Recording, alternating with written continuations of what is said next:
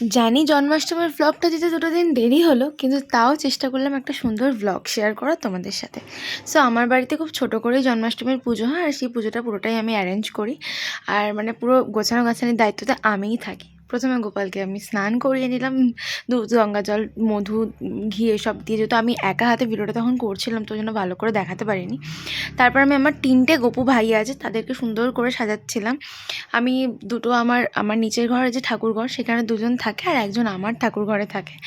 তো আজকে গপুকে আমি সুন্দর একটা গিফটও দিয়েছি, সেটা হচ্ছে গপুর সিংহাসন। সিংহাসনটা ভালো করে ভিডিওতে দেখাতে পারিনি, কি তোমাদের সাথে কোনো একদিন শেয়ার করবো। আর শুধু আমি অ্যারেঞ্জ করেছি বলে না, পুরোটাতেই আমার বাবা, মা, বোন পুরো হেল্প করেছে। মানে মা, পাপা, বোন ওরা না হেল্প করলে আমি একা তো ডেফিনেটলি করতে পারতামই না। তো চেষ্টা করি গপুর জন্মদিনটাকে একটু ছোট্ট করে হলেও সেলিব্রেট করার।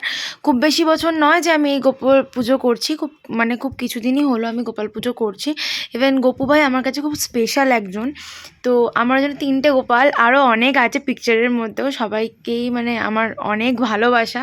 প্লাস গপু থাকলে আমার জীবনে অনেক কিছু আমি সম্ভব হতে দেখেছি। যেন আমি গপুকে ভীষণ ভীষণ ভালোবাসি, আমার কাছে গপু ভীষণ ইম্পর্টেন্ট। জানি খুব বড় কিছু আমি অ্যারেঞ্জ করতে পারিনি ওর জন্য, কিন্তু তবু যতটা পেরেছি চেষ্টা করেছি নিজের মন থেকে নিজে পুজো করার।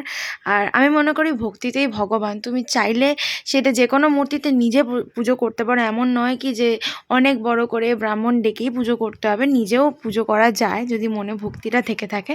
সেদিনকে আমি গপুকে কোনো রকম ভোগ প্রসাদ করে দিতে পারিনি, কারণ আমার সামনেই এক্সাম, আর আমি এক্সামের চাপে ভীষণই ব্যস্ত। আর তার মধ্যেও আমাদের এখানে একটু ভোগ রান্নাটা অ্যারেঞ্জ করাটা পসিবল হয়ে ওঠে না, তো আমি জন্য গোটা ফল দিয়ে দিয়েছিলাম, সাথে কিছু চকলেট, চানাচুর টাইপসের জিনিস দিয়েছিলাম, আর দিয়েছিলাম হচ্ছে কিছু সন্দেশ, নাড়ু, এই সমস্ত জিনিস। তো আমার গপুগুলোর সাথে তোমাদের সাথে একটু পরিচয় করিয়ে দিই। এটা হচ্ছে গপুদের মধ্যে বড় ভাই। এটা হচ্ছে আমার রিসেন্ট কেনা পিতলের একটা গপু। কি সুন্দর দেখো, আমার এত ভালো লাগে। আমি সুন্দর করে সাজানোর চেষ্টা করেছিলাম, বাট মুকুটটা না ওর থেকে বড় হয়ে গেছিলো, মানে পাখড়িটা। আর এটা হচ্ছে আমাদের ছোটু গোপাল। আমার ৩টে গোপাল ঠাকুর আমার এত ভালো লাগে আর এত সুইট লাগে, কি বলবো তোমাদেরকে। আমি চেষ্টা করেছিলাম একটু সুন্দর করে সাজানোর। এই দেখো, এটা হচ্ছে ও সিংহাসনটা। আর সাথে অনেক কিছু আমি রিসেন্টলি কিনেছি ঠাকুরের মধ্যে, তোমাদের সাথে সব শেয়ার করবো একদিন।